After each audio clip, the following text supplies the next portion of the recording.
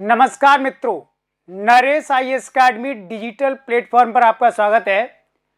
IAS मुख्य परीक्षा में सामान्य अध्ययन क्वेश्चन पेपर 2 पर हम कार्य कर रहे हैं। आज का हमारा अगला टॉपिक होगा शासन संबंधी मुद्दे, जैसा कि सिलेबस में दिया हुआ है, और इसके साथ कई सब टॉपिक्स को ऐड किया गया है। इंपॉर्टेंट टॉपिक है, पिछले वर्षों में लगातार कई बार क्वेश्चन इस टॉपिक से पूछा गया है। तो समझते हैं इस टॉपिक के कितने डायमेंशंस हो सकते हैं और किस तरीके से इस टॉपिक को कवर किया जाए। आप हमारे ऑफलाइन क्लासेस के लिए कांटेक्ट कर सकते हैं। जिनको क्रैश कोर्स करना है या फिर simply answer writing session join करना है, इसके लिए भी फैसिलिटीज अवेलेबल है। तो आज का हमारा टॉपिक रहा शासन संबंधी मुद्दे, गवर्नेंस इश्यूज। और इस टॉपिक को हम एनालाइज करेंगे कि किस तरीके से इसको समझा जाए। 3 मुख्य डायमेंशन इसके बनाए जा सकते हैं। एक तो शासन के आधार क्या हैं, बेसिस ऑफ द गवर्नेंस। किसी भी शासन का पहला आधार होता है प्रभावशीलता या प्रभाविता, इफेक्टिवनेस, और दूसरा आधार होता है सहभागिता। जनता की शासन में सहभागिता जितनी अधिक होगी वह शासन उतना ही अधिक स्थायी माना जाएगा। इसके बाद नए तत्व, शासन की प्रभावशीलता को बढ़ाने के लिए नए तत्व में क्या क्या शामिल किया जा सकता है। एक हो सकता है सिटीजन चार्टर,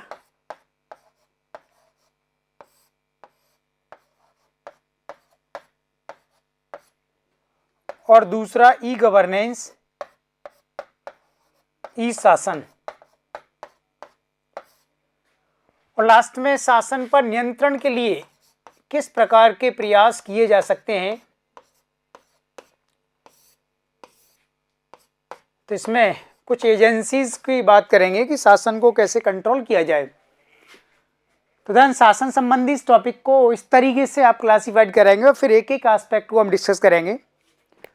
सबसे पहले बात करते हैं शासन के आधार क्या हैं। भारत या दुनिया के किसी भी देश में शासन कैसे किया जाता है। शासन किसी भी सरकार के द्वारा किया जाता है और सरकार किसी राजनीतिक दल, पॉलिटिकल पार्टी की होती है, और पॉलिटिकल पार्टी के अपने दोनों एजेंडे होते हैं, एक पार्टी के अकॉर्डिंग और दूसरा राष्ट्र की नीतियों की तरफ से। शासन को तब प्रभावशाली माना जाता है, इफेक्टिव माना जाता है, जब शासन जनता की इच्छाओं के, उनकी आवश्यकताओं के अनुरूप किया जाए और जनता की शिकायतों पर तीव्र गति से कार्रवाई की जाए। तो अगर जनता की कोई मांग है, उस पर शासन ने तीव्रतम रूप में सुनवाई की है, तो उस शासन को उतना ही ज्यादा प्रभावशाली, इफेक्टिव माना जाता है। तो शासन की इस प्रभावशीलता को दूसरे शब्दों में कहा जाता है संवेदनशीलता, सेंसिटिवनेस ऑफ द गवर्नेंस। जो शासन जितना अधिक प्रभावी होगा, प्रभावशाली होगा, तो जनता की सहभागिता भी उसमें उतनी अधिक रहेगी। अर्थात जनता शासन के साथ इंटरेक्ट कर रही है लगातार, और शासन उस पर अपनी प्रतिक्रियाएं व्यक्त कर रहा है। तो शासन की प्रभावशीलता और जनता की सहभागिता, ये दोनों एक दूसरे पर परस्पर निर्भर होते हैं। इसको इंटरडिपेंडेंस रिलेशन कहा जाता है, और यह संबंध हमेशा बना रहना चाहिए। जितनी अधिक सहभागिता प्रशासन में बढ़ रही है जनता की, इसका अर्थ है कि शासन जनता के अनुरूप हो रहा है और जनता की अपेक्षाओं का ध्यान रखा जा रहा है। अगर जनता की सहभागिता कम है, जनता की उपेक्षा है, उसमें जनता तटस्थ है शासन के प्रति, तो हम मानेंगे कि शासन की प्रभावशीलता कमजोर रही है। इस आधार को आप अतीत से लेकर के वर्तमान समय तक हम ड्रॉ कर सकते हैं, इसको प्रूव कर सकते हैं। अगर अतीत में देखा जाए तो दुनिया के विभिन्न देशों में जो क्रांतियां और बड़े आंदोलन हुए, उससे हम इसका अंदाजा लगा सकते हैं कि प्रभावशीलता और सहभागिता का संबंध किस स्तर का रहा है। सबसे पहले अमेरिका की क्रांति 1776 में 1776 में हुई। अमेरिका ब्रिटेन का उपनिवेश था। तो ब्रिटेन ने जब अमेरिका को गुलाम बनाया और ब्रिटेन ने अपने आर्थिक और राजनीतिक हितों के लिए वहां पर नीतियां और कानून लागू किए तो एक समय के बाद अमेरिका की जनता ने इस बात का विरोध किया, क्योंकि उस शासन में अमेरिका की जनता की भागीदारी घट गई थी। ब्रिटिश शासन केवल अपने हितों की पूर्ति के लिए कार्य कर रहा था। तो ऐसी स्थिति में अमेरिका की सफलतम क्रांति हुई, ब्रिटेन को अमेरिका को आज़ादी देनी पड़ी। इसके बाद आप फ्रांस की क्रांति को देख सकते हैं। 1789 में हुई। फ्रांस का राजा अपने कुछ अधिकारियों के साथ, अधिकारी तंत्र के साथ मिलकर के और जनता से एक दूरी मेंटेन करता है, यानी राजतंत्र जनता की मांगों के प्रति संवेदनशील नहीं था। तो बहुत बड़े स्तर पर बहुसंख्यक जनता को अपनी आवश्यक वस्तुओं के लिए मोहताज होना पड़ता था और शासन उस पर पर्याप्त ध्यान नहीं देता था। अर्थात फ्रांस में क्रांति से पहले प्रभावशीलता शासन की और जनता की भागीदारी दोनों ही बहुत ज्यादा कमजोर थे। तो ऐसी स्थिति में फ्रांस की जनता ने भी अपने सम्राट के खिलाफ क्रांति की। इसी प्रकार आप देख सकते हैं रूस में क्रांति हुई। रूस की जनता ने अपनी मांगों के लिए जब अपने शासक यानी जार से रिक्वेस्ट की, लेकिन जार ने अपने आप को प्रथम विश्व युद्ध में झोंक दिया और जनता की मांगों की उपेक्षा की गई। इससे शासन की प्रभावशीलता और सहभागिता का संबंध पुनः कमजोर हुआ और रूस में बोल्शेविक क्रांति हुई 1917 में। चीन की क्रांति हुई 1949 में और भारत का राष्ट्रीय आंदोलन या स्वतंत्रता संग्राम। भारत लंबे समय तक ब्रिटेन का गुलाम रहा और जब ब्रिटिश सरकार ने अपने हितों को ध्यान में रख करके ब्रिटिश हितों को प्राथमिकता दी भारतीय जनता की मांगों के स्थान पर, इसलिए भारत में राष्ट्रीय आंदोलन आरंभ हुआ। महात्मा गांधी, जवाहरलाल नेहरू, वल्लभ भाई पटेल, मौलाना अबुल कलाम आजाद, इतने राष्ट्रीय नेताओं ने इस आंदोलन को लीड किया। तो अंतिम रूप से ब्रिटिश शासन की भारत से विदाई हुई और भारत को फिर आजादी प्राप्त हुई। तो आप समझ गए होंगे कि शासन करने के लिए शासन का प्रभावी होना जरूरी है और जनता की उसमें सहभागिता होनी चाहिए। दोनों में एक इंटरडिपेंडेंस रिलेशनशिप बना रहता है। इसी प्रकार जब किसी शासन में प्रभावशीलता घट जाती है तो उस इफेक्टिवनेस को बनाए रखने के लिए समय के अनुसार उसमें नए तत्वों को जोड़ा जाता है। जैसे कि वर्तमान में भारत में प्रशासन की प्रभावशीलता को बढ़ाने के लिए सिटीजन चार्टर, नागरिक चार्टर और ई शासन का बहुत बड़े स्तर पर प्रयोग किया जा रहा है। सिटीजन चार्टर क्या होते हैं? बहुत बड़ा कॉन्सेप्ट है, संक्षिप्त रूप में समझेंगे।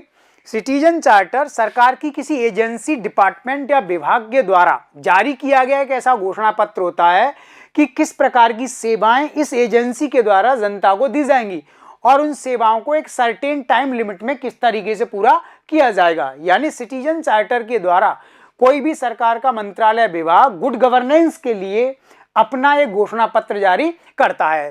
लेकिन वर्तमान में यह देखा गया है कि जितने भी विभागों ने अपने अपने नागरिक चार्टर्स लगाए और जनता को वायदा किया कि इन सुविधाओं को एक समय सीमा में प्रदान किया जाएगा, लेकिन ऐसा नहीं हुआ।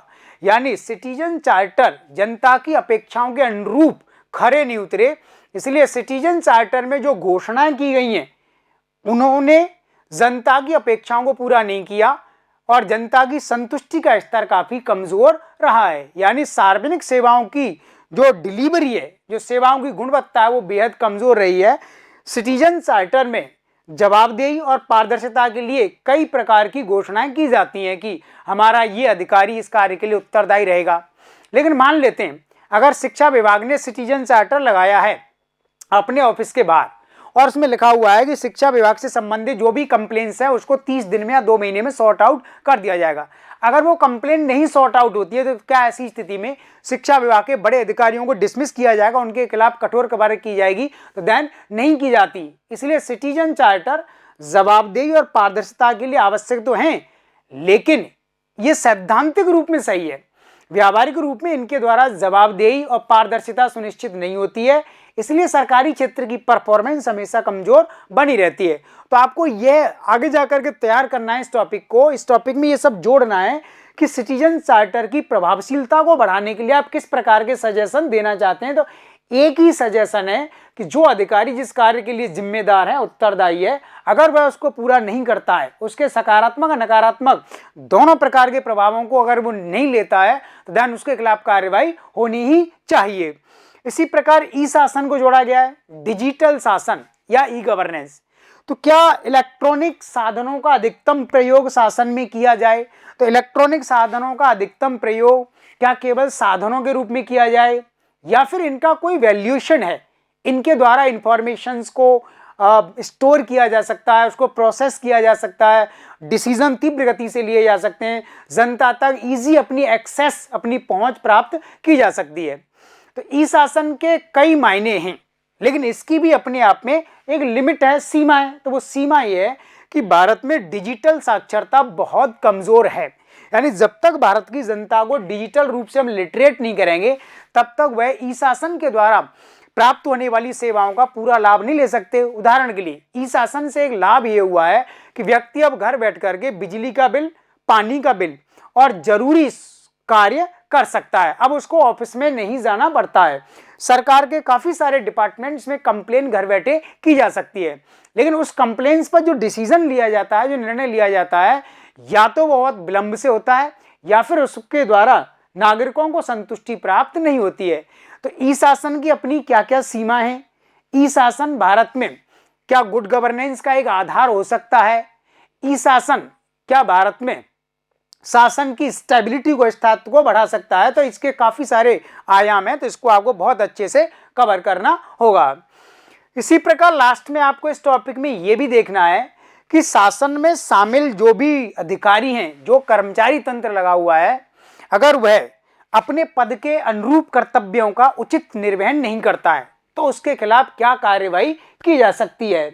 तो इसमें आपको पढ़ना है एक तो लोकपाल और लोकायुक्त, यानी भारत में लोकपाल कानून और लोकपाल की नियुक्ति की जा चुकी है, लोकायुक्त की नियुक्ति की जा चुकी है। लेकिन ये व्यवस्थाएं कब कार्य करती हैं? जब प्रशासन में कार्य करने वाले अधिकारियों ने कोई भ्रष्टाचार किया है, कोई अनियमितता की है, तो उसके खिलाफ आप कंप्लेन कर सकते हो। लेकिन क्या लोकायुक्त उसको सजा दे सकता है, उसको सस्पेंड कर सकता है, उसको जेल भेज सकता है, उस पर जुर्माना लगा सकता है, या फिर लोकायुक्त उसको पद से बर्खास्त कर सकता है? अगर हम लोकायुक्त तो लोकपाल को इस प्रकार की शक्तियां नहीं दे रहे हैं, सिंपली लोकायुक्त लोकपाल उस अधिकारी के खिलाफ आने वाली शिकायतों की जांच करेगा और जब जांच में दोषी उसको पाया जाएगा और उसके खिलाफ कार्रवाई के लिए लोकपाल जब केंद्र राज्य सरकार को सिफारिश करेगा तो क्या सरकारें सही समय पर निर्णय लेंगी? आज तक ऐसा नहीं हुआ। इसलिए लोकपाल लोकायुक्त के द्वारा शासन पर नियंत्रण का जो प्रयास किया गया है, ये भारत की परिस्थितियों में कितना प्रभावकारी है, इसका आपको एक मूल्यांकन करना होगा। और लोकपाल लोकायुक्त को ज्यादा प्रभावशाली बनाने के लिए किस प्रकार के कदम उठाए जाने चाहिए, आपको इसमें अपनी एक सलाह भी सरकार के लिए प्रस्तुत करनी होगी। मुख्यतः आपको यही सब ध्यान रखना है कि सरकार की जितनी भी एजेंसीज होती हैं, चाहे वो जांच करने वाली एजेंसी हैं या सलाह देने वाली एजेंसी हैं, उनके पास भ्रष्ट अधिकारियों के खिलाफ कार्रवाई करने की शक्तियां नहीं होती। अगर आप उनको शक्ति दे देते हैं तो निश्चित रूप से भारत में शासन संबंधी सुधार हो जाएगा। लेकिन सरकार इस मामले में ऐसा नहीं चाहती, क्योंकि अधिकारियों को पनिश करना, दंड देना, बर्खास्त करना, ये सरकार की अपनी एक्सक्लूसिव पावर है। सरकार इसको अपने हाथ में रखना चाहती है। इसी प्रकार सरकार की कुछ एजेंसी सीबीआई और ईडी, एनफोर्समेंट डायरेक्टरेट यानी प्रवर्तन निदेशालय, सरकार के कुछ अधिकारी अगर गलत कार्य करते हैं, किसी प्रकार की शिकायत आती है, आर्थिक उन्होंने कोई घोटाला किया हुआ है या आर्थिक अनियमितता को कोई मामला है या फिर किसी अन्य प्रकार का कोई भी भ्रष्टाचार संबंधी मामला है, पद के दुरुपयोग का मामला है, तो ये एजेंसी उसके खिलाफ जांच करती हैं। लेकिन आप जानते हो एजेंसी सिंपली जांच करने वाली एजेंसीज हैं और बाद में उस अधिकारी के खिलाफ कार्रवाई करने के लिए सरकार से सिफारिश करती हैं। और अधिकारियों का सरकार के साथ कितना नजदीकी संबंध होता है।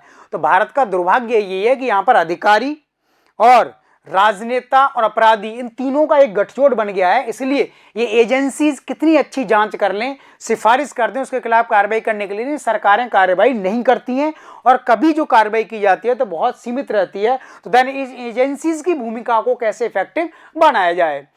एक और नियंत्रण का कार्य किया जाता है नॉन स्टेट एक्टर्स, गैर राज्य विकर्ता, यानी नॉन स्टेट एक्टर्स का अर्थ होता है ऐसी एजेंसीज और ऑर्गेनाइजेशन और व्यक्तियों के समूह जो राज्य सरकार, केंद्र सरकार का भाग नहीं है, राज्य केंद्र सरकार से फंड प्राप्त नहीं करते हैं, जिसमें लेबर यूनियन, मीडिया समूह, corporation, NGOs, non profit organisations. तो ये जो विभिन्न प्रकार के ऑर्गेनाइजेशन भारत में बने हुए हैं, इनके पास अपने क्षेत्र विशेष का एक्सपीरियंस होता है और उस क्षेत्र विशेष की पूरी इंफॉर्मेशन डेटा के रूप में सरकार के सामने रखते हैं और सरकार से उस क्षेत्र में कार्रवाई करने के लिए रिक्वेस्ट करते हैं, सरकार पर दबाव बनाते हैं। लेकिन सिंपली आप सरकार पर दबाव बना सकते हैं, रिक्वेस्ट कर सकते हैं, उस पर कार्रवाई करना और ना करना सरकार की जिम्मेदारी है। तो ज्यादातर मामलों में देखा गया है कि एनजीओज ने या मीडिया हाउस ने जो भी कंप्लेन सरकार से की, सरकार ने उस पर केवल एक लिखित आश्वासन दिया कि हम इस दिशा में कार्रवाई करेंगे, या तो कार्रवाई नहीं की गई या कार्रवाई बहुत कम हुई। इसलिए भारत में नॉन स्टेट एक्टर्स की भूमिका तेजी से घटती जा रही है। तो आपको इसको ध्यान रखना है कि नॉन स्टेट एक्टर्स का प्रशासन पर या शासन पर जो नियंत्रण है भारत में इतना धीमा क्यों रहा है, ये कमजोर क्यों रहा है, जबकि अमेरिका, जर्मनी, जापान में अगर आप देखेंगे तो नॉन स्टेट एक्टर्स का रोल बहुत ज्यादा इफेक्टिव रहा है। इसका अर्थ आप समझ गए होंगे कि भारत में शासन में शामिल जो भी तत्व हैं, चाहे वो विधायक है, सांसद है या मंत्री है, वे अपनी राजनीति और अपने राजनीतिक हितों को सर्वोपरि और प्राथमिकता देते हैं। उनके लिए जनता और राष्ट्र के जो होते हैं गौण है, सेकेंडरी है, इसलिए उस दिशा में कार्य नहीं होता है। तो शासन संबंधी टॉपिक को जब आप कवर करेंगे तो आपको इन आयामों को आप जरूर कवर करना है, तब ये टॉपिक कवर हो सकता है। इसके कुछ और एस्पेक्ट भी हैं, तो बहुत डिटेलिंग के लिए आप हमारी वेबसाइट पर कॉन्टैक्ट करेंगे। ठीक है, थैंक यू।